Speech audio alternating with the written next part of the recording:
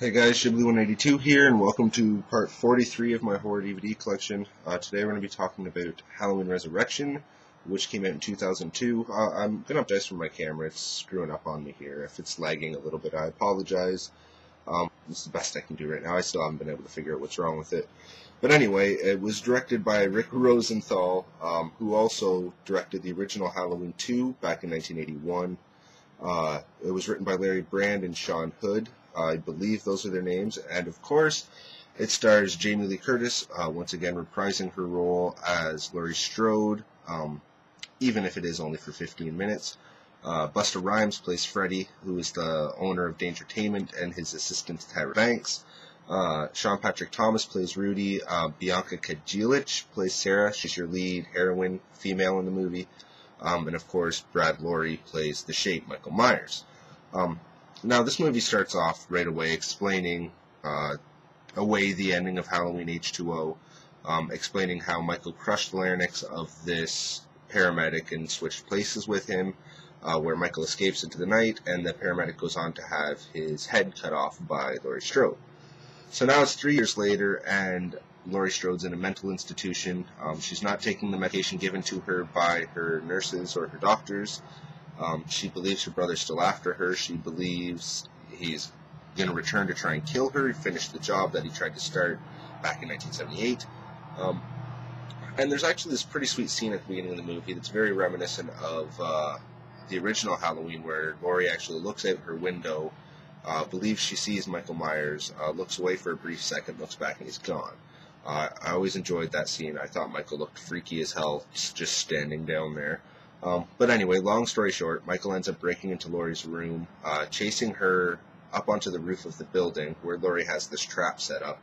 She ends up catching her brother, kind of hanging him upside down off the roof with a rope or whatever. And she's kind of telling him he was coming. She couldn't wait.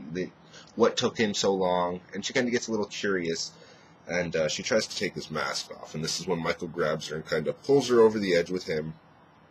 Stabs her in the back and drops her off the roof, killing her, which was always disappointing to me because, personally, I didn't even think Jamie Lee Curtis had to come back to be in this movie. There was no point for her to be in this movie. They could have just started it off fresh, kind of like with Halloween 4. They did not need to kill off Lorie Strode, but they did, and there's nothing I do about it, so I digress. Anyway, so the movie moves forward to where you're meeting the other characters now, Freddie. I can't remember Tyra Banks' character's name. There's so many characters in this movie you truly don't give a shit about. You're just waiting to be knocked off by Michael Myers. But anyway, you meet the cast of the people that are going to be doing this live internet feed from the Myers house. They all have to spend the night in the house while Freddie and Tyra Banks are running the show from behind the scenes. They all got these little cameras on the side of their head. It's being recorded 24/7 and being broadcast over the internet. So anyway, the lead character of Sara, while throughout the night she's kind of chatting back and forth with one of her pen pals over the internet named Deckard. And as the night goes on and as people are getting killed off one by one, and these people find out that actually a lot have been finding and going through were set up or were props put there by Freddie, and they're kind of getting pissed off. They all want to leave now and get out of there. Is when Michael kind of makes his presence known. He comes out, he cuts the head off one of the girls, the blonde girl, Jen, I believe her name is, rolls down the stairs or whatever, and now everyone now knows that, you know, Michael is in the house and he is killing people. And so now Sara kind of uses this Deckard, who's at a party watching this live internet broadcast at a party. Instead of it getting laid, he's sitting on a computer. And he's telling this girl where Michael is, what room he is, what way she needs to go to get away from him, and so on. I don't want to get too much into the plot because there isn't much of a plot. That's pretty much the movie right there. It's not a great film whatsoever. There's so many problems with it. I hate the way they filmed Michael, the way he walks, the way they film him in slow motion, the way his hair's kind of spiky. I just didn't like it. But Brad Laurie, no offense, but your performance wasn't that great in my opinion. And Rick Rosenthal, you could have done a much better job at directing. I've seen some, like Halloween 2, you did fine on Halloween 2. What the fuck was wrong with this? I know the script you probably got wasn't the greatest, but come on, you could have done better. You didn't have to film Michael like that. And that fucking clown at the beginning that's obsessed with serial killers irritates the shit out of me every time. He's just some rambling frickin' idiot. But anyway, I'm going to stop blathering on and just say, if you're not a huge Halloween fan, like myself, you're probably not going to like this at all. The only way you will probably enjoy this film is if you're into more 2000s horror. This is nothing like any of the other Halloween movies, in my opinion.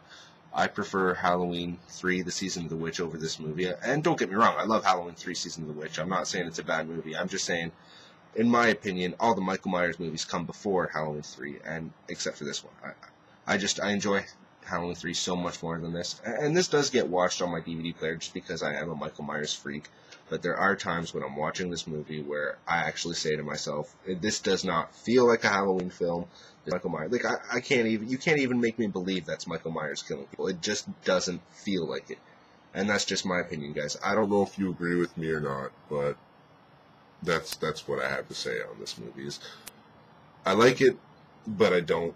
And sometimes it pisses me off. And honest to God, I don't even feel like it's Michael Myers sometimes. It's just a guy walking around killing people. And I know Freddie put the prop in there, the rats and shit, saying that Michael lives off rats. That's bullshit. No one's going to eat a fucking rat. I don't care how fucked up you are. That's disgusting. But yeah, anyway, I'm going to stop blabbing on. I don't want to bore you. There's the back of the case. Special features. There's commentary, some deleted scenes. I don't know if you guys could read that. Probably not, because my camera is a piece of shit. But anyway, there's the disc. Chapter selection, scene selection, whatever you want to call it. So yeah, if you haven't seen Halloween Resurrection, watch it if you're a horror fan. Buy it if you're a Halloween fan and it's the only one you don't have or something. It is the worst in the series, but at the same time, it's still Michael Myers, I guess. So pick it up if you're a huge fan. Next video, part 44, is going to be Rob Zombie's Halloween. We're going to get that done. And then part 45 will be Rob Zombie's Halloween 2. We'll be done with the Halloween films, and we'll be able to move on to some. Don't know what yet, but we will figure that out when the time comes. So until then, have a great day, guys. I apologize for my camera, and I apologize if I did a shit-tastic review. But anyway, have a great day, and I will talk to you later.